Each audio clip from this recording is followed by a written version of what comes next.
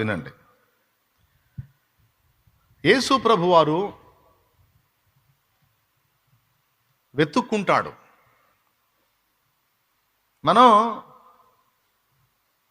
నిజదేవుణ్ణి తెలుసుకున్న తర్వాత ఆయన మార్గంలో నడుస్తూ ఆయన యందు భయభక్తులు నిలిపి మారు మనసు పొంది బాప్తిస్మం పొంది రక్షణ మార్గంలోకి వచ్చి ఆయన మార్గంలో నడుస్తూ మనం జీవిస్తుంటాం. సంఘంలో చేర్చబడి ప్రభు బల్లలో చేస్తా మనం క్రమంగా నడుచుకుంటూ ఉంటాం. అయితే దేవుడు ఏం చేస్తాడంటే రక్షణ లేని అన్ని జనుల్లో వెతుకుతాడు, ఇంకా ఎంతమంది రక్షణలోకి రావాల్సి ఉన్నారు, ఎవరెవరు లైన్లోకి వచ్చి ఉన్నారని. అలాగే సంఘంలో కూడా ఆయన వెతుక్కుంటాడు. దేనికోసం వెతుక్కుంటాడంటే నన్ను గూర్చి లోకమునకు ప్రచురపరచునట్లు నా చిత్తమెరిగి నా ఆలోచనలు ఎరిగి నడుచుకునే బిడ్డలు ఎవరున్నారు, ఎక్కడున్నారు అని దేవుడే వెతుకుతున్నాడట. దేవుడే వెతుకుతున్నాడు. ఎందుకంటే ఆయన తెలుసు. అందులో భాగంగానే ఈ గెరాసేనీయుల దేశంలో దురాత్మ పీడితులైన వాళ్ళ దగ్గరికి వెళ్ళాడు ఆయన. 100 మంది కోసం వెళ్ళాలా, 1000 మంది కోసం వెళ్ళాలా, ఒక్కడి కోసం వెళ్ళాడు. యోహాను సువార్త 4లో చూస్తే ఒక్క సమరయ స్త్రీ కోసం వెళ్ళాడు. ఇక్కడేమో సముద్రం దగ్గర, అక్కడేమో బావి దగ్గర, ఇక్కడేమో సమాధుల్లో, అక్కడేమో ఊరి వెలుపట ఏకాంతంలో ఒక కాంత. ఏమండి, ఆమె కొరకు యేసు అడుగులు. ఎందుకు ఆ ఒక్క ఆమెకి అంత ప్రయారిటీ ఇచ్చాడు? ఆమె కోసం తినటానికి వస్తావా అని వాళ్ళు అడిగితే, తినుటకు నాకు వేరొక ఆహారము కలదు, మీరు వెళ్ళి తినిరండి, నా తండ్రి చిత్తము నెరవేర్చుట నాకు ఆహారము పానమై ఉన్నదని మరి క్లాస్ బీకి మరి పంపించాడు వాళ్ళని. ఎందుకు ఆ ఎండవేళ అక్కడ కూర్చున్నాడు అంటే, ఒక ఆమె ఉంది అక్కడికి రావాల్సిన, ఒక ఆమె ఉంది, ఆమె కోసం కూర్చున్నాడు. అంటే ఇంత గుంపుకే కాదండి. చూడండి, సినిమా చూసేటప్పుడు హాల్లో పక్కోడిని కొట్టి కొట్టి చూడమంటావుగా, గుర్తులేదా? నువ్వు మర్చిపోయావు, నేను మర్చిపోవాలా. మంచి కామెడీ సీన్ వచ్చినప్పుడు వాడు ఉన్నాడు అనుకో, పెట్టమని బాధి లే మంచి సీన్ అవుతుందిలే అని లేపలేదా? మరి అప్పుడు పక్కనే చూసావు, ఇప్పుడు అసలైన దగ్గర చూడవే. ఇది చూడాల్సింది, అందరిని అబ్జర్వ్ చేయాల్సింది. అరే ఈ మాటలు నాయన మంచి మంచి మాటలు దేవుడు ఇస్తున్నాడు, సహోదరుడు కూడా ఈ మాటలు ఎక్కితే బాగుండు, పక్కన వాళ్ళు పలకరించి మరి విను. చాలా కష్టపడి వచ్చావు దేవుని సన్నిధికి, నిద్ర మేలుకున్నావు, విను అని కదిలించి మరీ వినిపించాలా. ఓకేనా? ఒకసారి 2 చేతులు ఎత్తి స్తోత్రం చెప్పండి, గట్టిగా చెప్పండి. సరే, ఎక్కడొచ్చాగాం? వానికి ఆ దయ్యాలు వెళ్ళగొట్టాడు, స్వస్థత వచ్చింది. తర్వాత మీరు గమనించండి, ఆ ఊరు వాళ్ళు వచ్చారు. ఆ దయ్యాలు ఏం చేసినాయి అంటే, మాకు ఇంకా కాలం ఉంది కనుక మమ్మల్ని వెళ్ళగొడితే ఇప్పుడే పాతాళానికి పంపొద్దు, నువ్వు ఆజ్ఞాపిస్తే మేము వెళ్ళాల్సి వచ్చింది, రిక్వెస్ట్ చేసుకుంటున్నా, బ్రతిమాలుకుంటున్నాం నాయన, నువ్వు మమ్మల్ని వెళ్ళగొట్టిన ఎడలా ఆ పందులలోనికి వెళ్ళున్నట్లు మాకు సెలవు ఇమ్మని అడిగింది. అవి ప్రశాంతంగా మేస్తున్నాయి, ఆ సముద్ర పొడ్డున ఏదో చెత్తా చెదారం మేస్తున్నాయి. అందులో వాటిలోకి మేము వెళ్తాం, మాకు ఛాన్స్ ఇవ్వమంటే సరే పొండి అన్నాడు. చూడు ఆయన మనసు చూడు, ప్రార్థన చేస్తే దయాలు చేసిన ప్రార్థన కూడా విన్నాడు ఆయన. దేవునికి స్తోత్రం కల. ఏమండి, అదొక వింత నాకు. అంటే నీకు ప్రార్థన చేస్తే దయ్యం చేసినా కూడా వింటావన్నమాట. దాని మాట నువ్వు వినేదేందయ్యా, పో పాతాళానికి అనకుండా. అది రిక్వెస్ట్ చేసుకుంటే దాని ప్రార్థన కూడా విన్నాడు. సరిపో అంటే పొయ్యి ఆ పందుల్లో చొరబడ్డాయి. అప్పటిదాకా ప్రశాంతంగా మేస్తున్న పందులు ఒక్కసారి ఉలిక్కిపడ్డట్టు ఎగిరిపడి అలాగో సర్రమని సముద్రంలో పరిగెత్తి పోతానే ఉన్నాయి. పోయి ఈ పందులు ఎంత ఉంటాయి సముద్రం ఏడ, కొంచెం లోతు బాగానే ఊపిరి తిరక్క సచ్చినాయి. క్షణాల్లో అయిపోయింది. అక్కడున్న ప్రశాంత వాతావరణం అంతా భీతావాహంగా మారిపోయింది. ఆ పందులు మేపుతున్నాడు చూస్తా ఉండగానే ఏం జరిగిందో అర్థం కాల. ఉలిక్కిపడి పరిగెత్తినాయి. ఒకటి కాదు, మొత్తం ఇంచుమించు 2000 గుంపంట. మరి ఆ ఊరోళ్ళు అదే కంపెనీ పెట్టుకున్నారు ఏమో నాకు తెలియదు. మరి 10-15 పందులకే మహారాజ, అలాంటిది 2000 పందులు గుంపంట. అందులో దాన్ని మేపేవాళ్ళు ఏదో గొర్రెల్లాగా. అంత గుంపు పోయి ఒక్కసారిగా సముద్రంలో పడి చచ్చిపోయి. ఇట్లా జరిగింది. చచ్చిపోతాడు అనుకున్నాడేమో, ప్రశాంతుడయ్యాడు, వస్త్రాలు కట్టుకున్నాడు. ఇప్పుడు దిగంబరిగా లేడు, కేకలు లేవు, అరుపులు లేవు, గాయాలు లేవు, దాడులు లేవు, అన్నీ అణిగిపోయి చాలా ప్రశాంతంగా ఉన్నాడు. ప్రశాంతంగా మేస్తున్న పందులేమో హడావుడిగా పరిగెత్తి సచ్చినాయని న్యూస్ తీసుకొని ఊళ్ళోకి పోయారు. వీళ్ళు వెళ్ళగానే వాళ్ళు రారు. వాళ్ళు వచ్చి, బోధకుడా, ఊరి పొలిమేరలోనే మాకింత హడావుడైపోయింది, ఇక ఊళ్ళోకి వస్తే ఏందో పరిస్థితి, దయచేసి నువ్వు మా ఊరు రావద్దని వాళ్ళు అడిగారు. వాళ్ళ ప్రార్థన కూడా విన్నాడు. ఇక్కడ అందరి ప్రార్థన వింటమే ఆయన పని. దేవునికి స్తోత్రం. దయ్యాలు అడిగితే సరే పోండి అన్నాడు. వాళ్ళొక ప్రార్థన చేశారు వచ్చి, యేసు ప్రభువా నువ్వు మా ఇంటికి రా అన్నాడు జక్కయ్య. చేర్చుకున్నాడు జక్కయ్య ఇంటికి తీసుకెళ్ళి. వీళ్ళు తిక్కయ్యలో, ఆయన జక్కయ్య, వీళ్ళు తిక్కయ్యలు. ఆయన శుభ్రంగా ఊళ్ళోకి వస్తే ఎంత బాగుండును. బోధకుడా నువ్వు మా ఊరిలోనికి రావద్దు, ఎందుకంటే ఈ ప్రశాంత వాతావరణంలో ఇంత దారుణం జరిగింది, ఇంక నువ్వు ఊళ్ళోకి వస్తే ఇంకేం జరిగిద్దో వద్దు అని యేసు ప్రభుని రావద్దని ప్రార్థించారు. వాళ్ళ ప్రార్థన కూడా విన్నాడు. ఓకే రావద్దన్నారుగా, సరిపోండి అని పోయి దోనెక్కాడు. దోనెక్కి కూర్చున్నాడు. అమ్మయ్య రాలేదులే, పోయింది, ఊర్లో ప్రమాదం పోయింది అనుకుని ప్రశాంతంగా వాళ్ళు వెనక్కి తిరిగారు. ఈ దురాత్మలు వదిలిపోయిన ఉన్నాడే, అతడు అన్నాడు, బోధకుడా, ప్రభువా నన్ను కూడా నీతో రాని, నేను ఇంకా ఊర్లోకి వెళ్ళను. ఎందుకంటే నా కుటుంబాన్ని వదిలేసి, నా సమాజాన్ని వదిలేసి, నేను సజీవుడై ఉండి సచ్చినోళ్ళు పాతి పెట్టబడే సమాధుల్లో జీవశ్చవమై తిరుగుతుంటే నా మీద వారికి జాలి లేదు, కనికరం లేదు. నా పరిస్థితి విషయంలో వాళ్ళకి ఏమాత్రం శ్రద్ధ లేదు. వాళ్ళకి పందులు ముఖ్యం. వాళ్ళకి ఏం ముఖ్యం? పందులు ముఖ్యం. ఆ పంది విలువ చేయనా? నేనెక్కువ, పంది ఎక్కువ? మరి పంది కోసం నన్ను ఇంత కార్యం చేసిన నిన్ను అవాయిడ్ చేయటం ఏంటి? కాబట్టి ఈ పంది ప్రేమికులు, ఈ పిగ్ లవర్స్ నాకొద్దు. నాకు నిజ ప్రేమికుడు నా కోసం వచ్చి నన్ను బాగు చేశావు, నా జీవితానికి అర్థం పరమార్థం ఇచ్చావు. సిగ్గు ఎరగని స్థితిలో నన్ను నేను గాయపరుచుకొని ఇట్లా అయిపోయిన నన్ను బాగు చేసి మనిషిని చేశావు. ప్రభువా నీతోనే వస్తానయ్యా అన్నాడు. వాని మనసు చూడండి, వాని మనసు చూడండి అండి. అప్పుడు ఏం జరిగింది తెలుసా? ప్రభు ఏమన్నాడో తెలుసా? లేదు నాయన, ప్రభువు నీకెట్టి కార్యములు చేశానో వెళ్ళి నీ ఇంటి వారికి చెప్పమన్నాడు. చూడండి, మార్కు సువార్త 5వ అధ్యాయంలో ఆ మాట ఉంటుంది చూడండి. ఎక్కడ? మార్కులో లేదా? చూడనాయన్న, మార్కులో కూడా ఉంటుంది. యేసు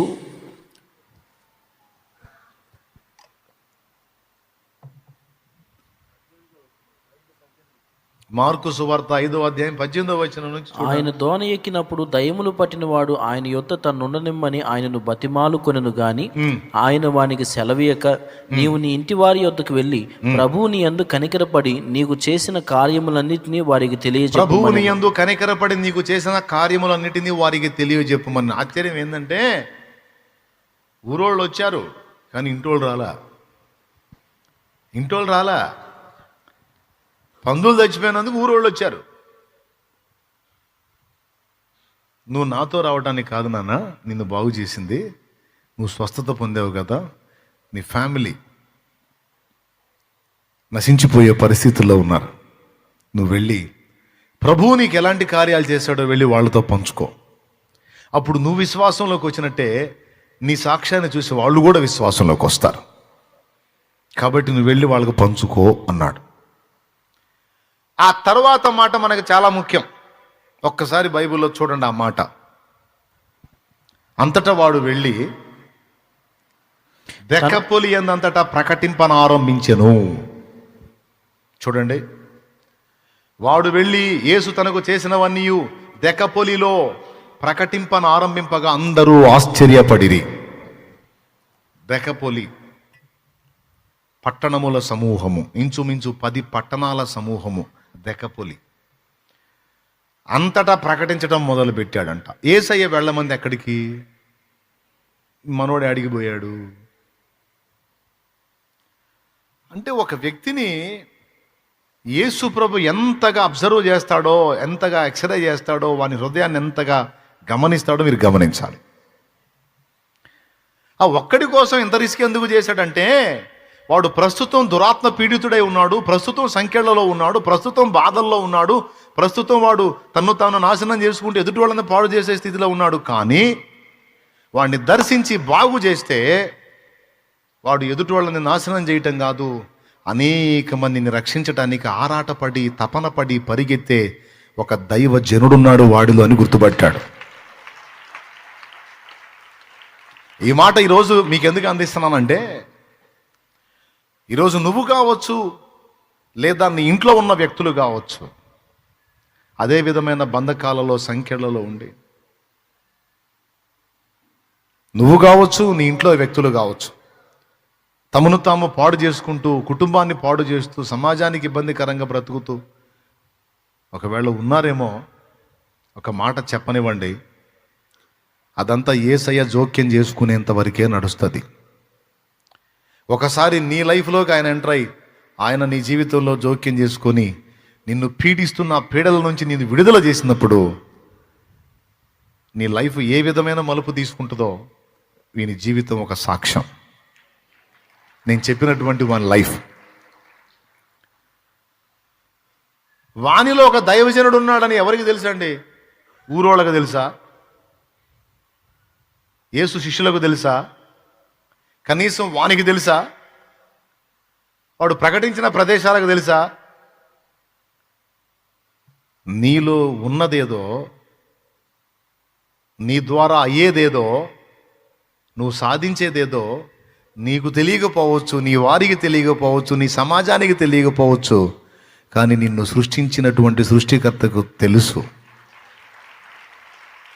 చాలా స్పష్టంగా తెలుసు. అది నీకు కూడా తెలియదు మళ్ళీ, కానీ ఆయనకు తెలుసు. ఈ మాట మీరు తీసుకోండి. నిన్ను నువ్వు నిందించుకుంటుండవచ్చు. నీ దీనస్థితి అధోగతి చూసి, ఛీ, నాదంటోడు ఒకడు పుట్టడం అవసరమా, నాకు ఈ బతుకు అవసరమా, నేను అనుభవిస్తున్న ఈ బాధలు నాకు అవసరమా, ఏంది నా జీవితం, అర్థం లేదు అని ఏవేవో అనుకుంటున్నావో నువ్వు ప్రస్తుతం నువ్వు ఉన్న పరిస్థితులను బట్టి. ఒకవేళ నిన్ను నువ్వు అనుకోకపోయినా నీ వాళ్ళు నిన్ను అంటుండొచ్చు, ఏం బతుకురా నీది రే, మా ఏం జీవితం నీది,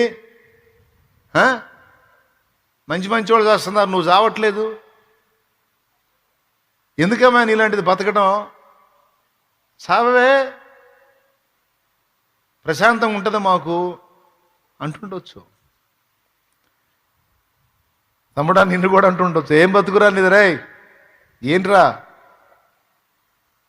ఎందుకురా నువ్వు అని నీ జీవితాన్ని, ప్రస్తుత నీ దీనస్థితిని బట్టి ప్రతి ఒక్కడు నిన్ను తేలిగ్గా చూస్తుండొచ్చు, లేదా నీకు నువ్వు అనుకుంటుండొచ్చు, లేదా నీ వారికి అలా నువ్వు కనపడుతుండొచ్చు. వాడు కూడా వాళ్ళ కుటుంబానికి అంతే కనపడ్డాడు. ఇంక అయిపోయింది, ఆడు చేతికి రాడు, అయిపోయింది, ఆడు పీక్ స్టేజీకి వెళ్ళిపోయాడు, సంఖ్యలు కూడా తెంచేస్తున్నాడు, ఆడిని బాగు చేయటం ఇంకెవడి వల్ల కాదు, ఆడు మళ్ళీ నార్మల్ పొజిషన్కి రాడు, ఆ శ్మశానంలోకి ముందే వెళ్ళిపోయాడు కాబట్టి అక్కడే సచ్చి శవమైపోతాడు అని వాళ్ళు వదిలేశారు, ఆ ఫ్యామిలీ వదిలేశారు. వాడు చేతికి రాడు, వాడు బాగుపడ్డు, వాడి జీవితం అంతే. వాడు కూడా తన మీద తాను ఆస్తి తీసేసుకున్నాడు. కానీ యేసు వెళ్ళి వాని కోసమే వెళ్ళాడు. నేను చెప్తున్నాను నా తమ్ముడా, ఏ రోజు నిన్ను దర్శించాడో నాకు తెలియదు, ఏ విధంగా దర్శించాడో నాకు తెలియదు. ఒక్కటి మాత్రం చెప్తాను, నీ కోసం యేసు వచ్చాడు. నీ కోసం నా ప్రభు వచ్చాడు. నీ కోసం వచ్చాడు. ఆయనే నిన్ను దర్శించాడు. నీ విలువ నీకు తెలియకపోవచ్చు, సమాజానికి తెలియకపోవచ్చు, సంఘానికి కూడా తెలియకపోవచ్చు, కానీ ఆయనకు తెలుసు నీ ఫ్యూచర్ ఏంటో, నీ వలన జరిగే కార్యాలేంటో. మాయ్ స్తోత్రం చెప్పురా తల్లి. వింటున్నారా? కాబట్టి వేదన పడద్దు. నీ కోసం వచ్చాడు. ఆయనే నిన్ను దర్శించాడు. లేకపోతే నీ హృదయం అంత తేలిక ఎట్ట తిరిగిద్ది దేవుని వైపు? కానీ ఈరోజు ఆయనే నీ ప్రపంచంగా మారిపోయావు. కూర్చున్నా, లేచినా, కన్ను మూసినా, తెరచినా, తింటున్నా, నిద్రపోతున్నా, ఆయనే నీ ప్రపంచం, ఆయనే నీ లోకం, ఆయనే నీ జీవితం. అంత డెప్త్లోకి ఎలా వెళ్ళావు? ఆయన నిన్ను దర్శించకుండా సాధ్యమా? దర్శించాడు. అయితే ఇక్కడ రిజల్ట్ ఏంటంటే, వాని దగ్గర రిజల్ట్ వానికి తెలియదు, ఫ్యామిలీకి తెలియదు, సమాజానికి తెలియదు, యేసు ప్రభు ప్రక్కన ఉన్న వాళ్ళకి తెలియదు. కానీ ఆశ్చర్యం ఏంటంటే 10 పట్టణాలకు క్రీస్తును పరిచయం చేసినటువంటి దైవజనుడు అయిపోయాడు అతను.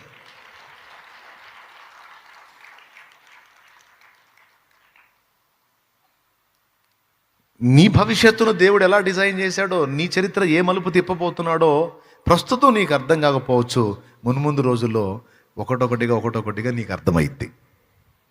నువ్వేం కలవరపడద్దు, ఏం కృంగిపోవద్దు, ఏం నిరుగారిపోవద్దు. జీవితం మీద విరక్తి పెంచుకొని ఏదేదో ఆలోచనలు నువ్వు చేసుకోవద్దు, అవసరం లేదు.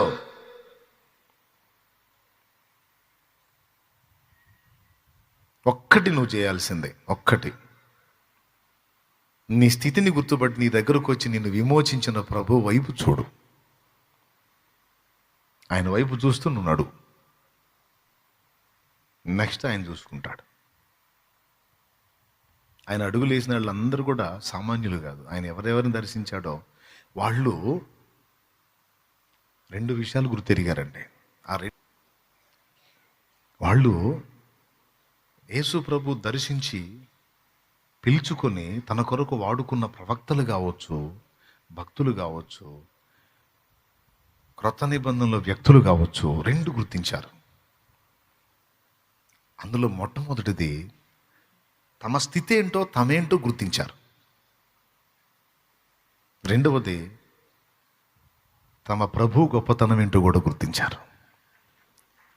తామేంటో గుర్తించారు, ఆయనేంటో గుర్తించారు. ఈ 2 వాళ్ళ దగ్గర నేను చూసిన క్వాలిటీస్.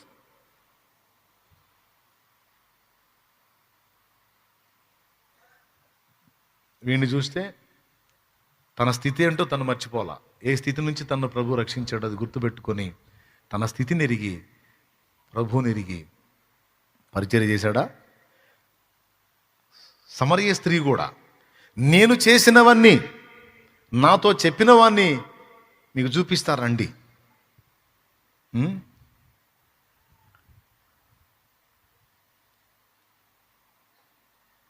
నేను చేసినవన్నీ నాకు చెప్పాడు, రండి చూపిస్తానని ఊరిని తీసుకొచ్చిందండి. ఆశ్చర్యం ఏంటంటే యేసు ప్రభు బోధ విన్న తర్వాత వాళ్ళు ఏమన్నారు తెలుసా? ఇప్పుడు నీ మాటను బట్టి గాక మేము ఆయనను బట్టియే ఆయనను ఒప్పుకుంటున్నాం అని వారు యేసు ప్రభుని అంగీకరించారు. అక్కడ సమరయ పట్టణం మొత్తం కూడా ఒక రకమైన కదలికకి సమరయ స్త్రీ కారణమైంది. ఆ ఒక్క ఆమె కోసం ఆయన ఎండవేళ బావి దగ్గర కూర్చున్నాడు. ఎందుకంటే సమాజంలో ఆమె ఏ స్థితిలో ఉందో, తనకు తాను ఏ స్థితిలో ఉందో, కానీ ప్రభు హృదయంలో మాత్రం ఆమె స్థానం చాలా గొప్పగా ఉంది. ఆమె గొప్పతనం ఏంటంటే ఆమె పరిశుద్ధురాలు, నీతిమంతురాలు, భక్తిపరురాలు, గొప్పదో ఇవన్నీ కాదు, తన స్థితిని తను గుర్తుపట్టగలిగిన వ్యక్తి.